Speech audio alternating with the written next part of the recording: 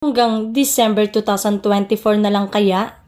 Siguradong sa mga darating na araw umano o linggo ay malalaman na ng lahat ang sagot na sa malaking katanungan ng sambayanan kung mananatili pa ba sa GMA o tuluyan ang aalis sa kanila ang kapamilya noontime show na It's Showtime.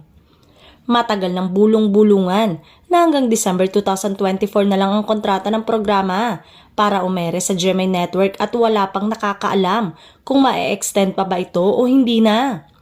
Kamakailan naman ay kinumpirma ng isa sa mga executive ng GMA Network na si Attorney Annette Gozon Valdez na under negotiation ang renewal ng It's Showtime sa kanilang istasyon.